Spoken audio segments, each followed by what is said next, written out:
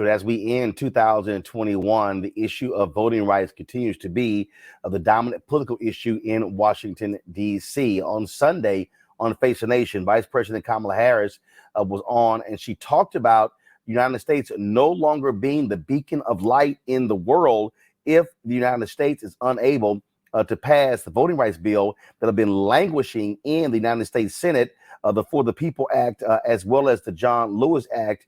Here is some of what she had to say on Face the Nation. So the president has also put you in charge of voting rights. Yeah. Then I asked. Yeah. You asked it. You wanted this. You may know, I am a child of parents who met when they were active in the civil rights movement. Mm-hmm. There is so much about this fight for justice and the ideals of our democracy that are part of just my DNA. And on the issue of voting, we have seen 18 at least states, over a dozen states that have passed, I'm told, 33 laws that are making it difficult for the American people to vote. You know, I've been meeting with prime ministers and presidents from around the world. One of my favorite interactions was with the now past Chancellor of Germany, Angela Merkel. She came over for breakfast. And we talked about everything that has to do with our relative security as nations and our priorities. And then she asked me about voting. She asked me about voting, and she knew what was going on here. And this is not a subject that was unique to my conversation with her, by the way, in terms of world leaders. Because people around the world watch what we do as America, because we have held ourselves out to be a model of the efficacy of the ability of a democracy to coexist with an economic strength and power. We have been a role model saying you can see this and aspire to this and reject autocracies and autocratic leadership.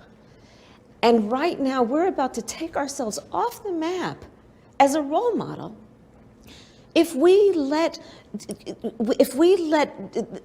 people destroy one of the most important pillars of a democracy, which is free and fair elections. You're talking about what's happening in state capitals around the country. I am. But I'm talking about that, and I'm talking about what's not happening in this capital in Washington, D.C., which is the passing of the John Lewis Voting Rights Advancement Act and the Freedom to Vote Act.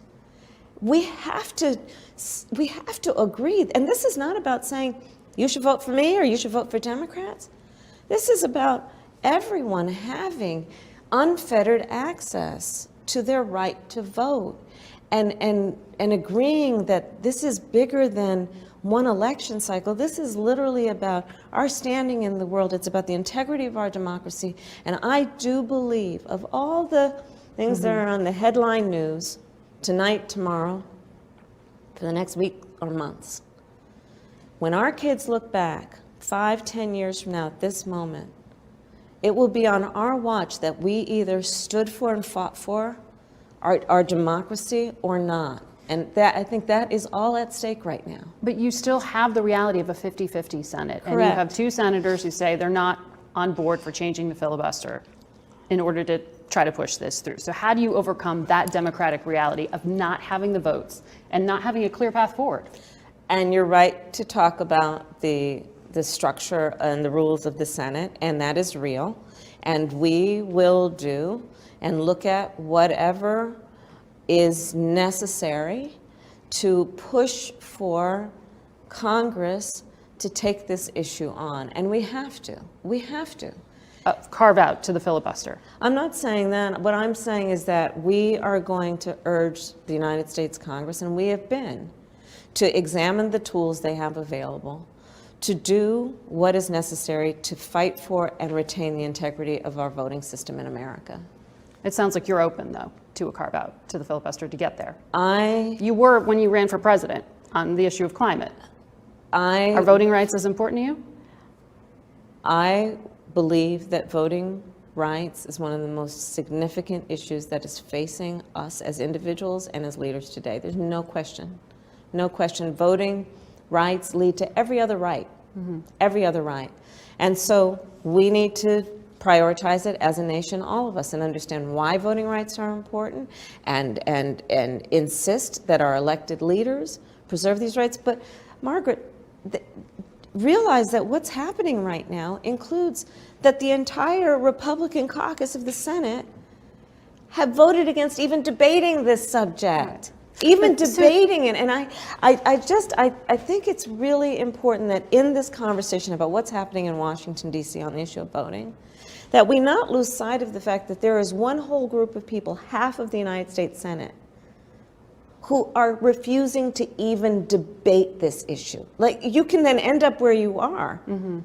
But stand up before the American people. State your position. Defend your position. See if it stands up to logic and reason, or your stated or supposed ideals and values as an American. But to that point, you were just in the Senate, and yes. and the president spent decades there. How come you can't pull someone across the aisle on this, or manage Joe Manchin within your own party? We are not going to give up on these issues. But you're right, it's a 50-50 Senate. It's a 50-50 Senate. And so, but it has to be a combination of us as an administration, but also everyone weighing in. And I'm glad we're having this conversation. I think we have to continue to elevate the conversation about voting rights. Given the daily grind that people are facing, this may not feel like an immediate or urgent matter, when in fact it is. And the more we have the opportunity to talk about it, the more I think people will see, yeah, I don't want an America of the future for my kids to be an America where we are suppressing the right of the American people to vote. So, what do we do? Let's go to my panel to talk about this whole thing. Xavier Pope. He joins us, host of Suit Up News, owner of the Pope Law Firm. Teresa Lundy, founder of TML Communications. Mustafa Santiago Ali, PhD, former senior advisor for environmental justice at the EPA. Now, there were multiple interviews that went on this weekend. President Joe Biden did talk about him believing they could do a carve out for the filibuster. But here's the whole deal. That's great. That's wonderful. But at the end of the day, Teresa, if you don't have Democrats, namely Arizona Senator Kristen Sinema and West Virginia Senator Joe Manchin, agreeing with that, it's still not going to happen. It's not. And so it's really incumbent of the Senate to figure out a way around it. But honestly, I think Joe Manchin and some of the others have been very clear about their objective. And the objective is we're not going to pass this. So, I mean, I'm not sure what next steps can actually be done to get around this. But ultimately, if they don't have the votes, if the Senate is not cooperating with one another, if their own party is running a road, then it is time for another plan. There's time for another alteration of ideals, or maybe there's something else that could happen. But I think at this time, when we just don't have the votes, it's time to have that discussion on what you can do to move forward to make sure that states have the protections they need in terms of voting rights. Again, Mustafa, at the end of the day, look, ain't gonna be no Republican votes. It's not gonna happen. And so this has to be done solely by Democrats. And so President Joe Biden and Vice President Harris, they're gonna figure out some way to convince their own party to go along with this. Yeah, you know, and President Biden continues to have these conversations, at least with Joe Manchin. I'm not sure if it's happening with Sinema or not. I assume that there are some conversations. You know, he has to continue to put pressure, whatever that may look like. But we also have to ask the question, when we see Reverend Barber, and when we see Melanie Campbell, and when we see a number of other folks who continue to put pressure on folks on Capitol Hill, where's the rest of everybody else?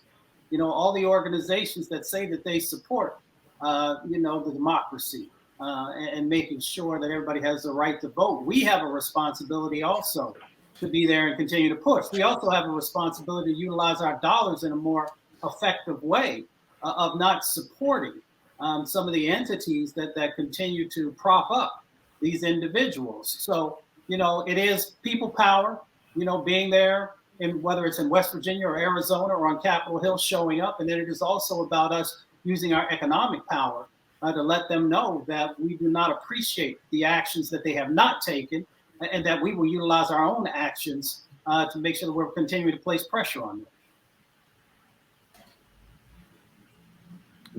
The thing here, Xavier, is it's really not that hard. And that is what you're dealing with is you got these Democrats who are fearful that if they do this carve out, then Republicans can do the exact same thing if they get in power. Well, they've done it. Mitch McConnell did a carve out to put 2 people on the Supreme Court. They've done a carve out to raise the debt ceiling. So it ain't like it hasn't been done. Yeah, Roland. Just yesterday, Senator Rand Paul tweeted out how to steal an election, quote unquote, seeding in an area heavy with potential Democratic votes with as many absentee ballots as possible, targeting and convincing potential voters to complete them in a legally valid way, and then harvesting and counting the results.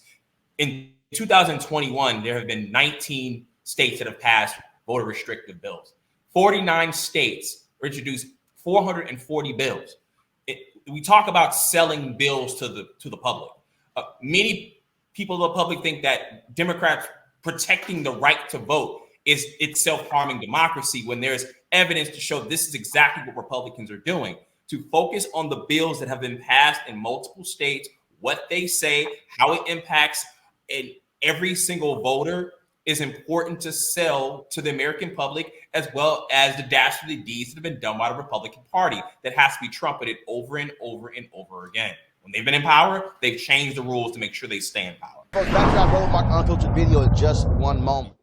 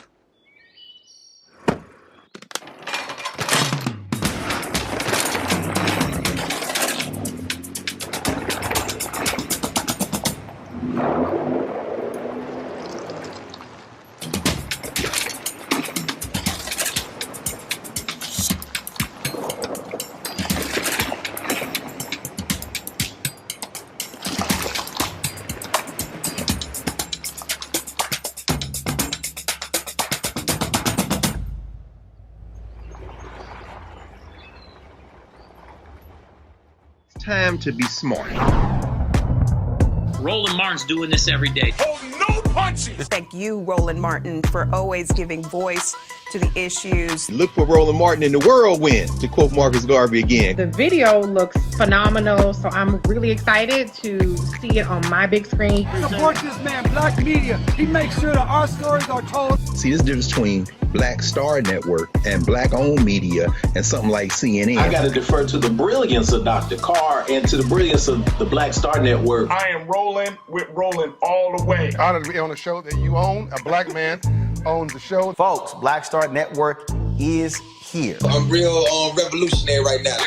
Roland was amazing on there. Stay black. I love y'all. I can't commend you enough about this platform that you've created for us to be able to share who we are, what we're doing in the world, and the impact that we're having. Let's be smart. Bring your eyeballs home. You can't be Black-owned media and be scared. You dig?